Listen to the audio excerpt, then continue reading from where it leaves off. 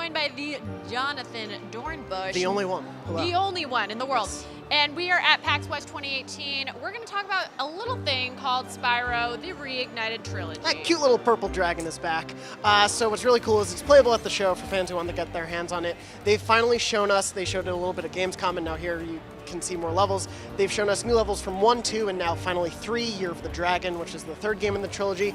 They showed one of the first levels of the game, Sunny Villa. It's really cool because it has a skateboarding minigame section to it, so if you want to go around as Spyro, we have footage of it on IGN. It's really cool. You can see him going around. You have to basically chase a bunch of little enemies around. It's a fun little side adventure to this game that tried to expand Spyro in a few interesting ways. So you played it. What do you Yes. think fans of the franchise will be most excited about? What's crazy for me is like someone who played those trilogies back in the day, and I played especially Ripto's Rage, the second one, so many times through.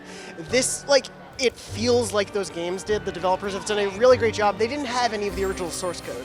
They built everything from scratch, and they actually made their own tool to basically map out the old levels. They played them on like sort of an emulator situation and mapped out the levels and the geometry and the physics of it all to really make it feel like you remember it. And that's the crazy thing is like picking up the controls, I immediately remembered how Spyro glided, how he breathed fire, how all the little like picking up the gems and the sounds of it. And they've elevated it and evolved it, obviously. Like the first games didn't have dual stick on them because they were on the first PlayStation controller. But so there are quality of life improvements to it, but it does feel really like those original Spyro games did, and it's just so fun to explore those worlds again. And I mean, that's so important when you're playing like a remastered. It's kind of a huge bummer if you're playing a remastered and, you know, it visually looks like the game you know, but it doesn't feel like you're playing it. Yeah, and this really captures the feel of Spyro. I know fans have been sort of a little worried because of the delay of the release date to November 13th instead of September.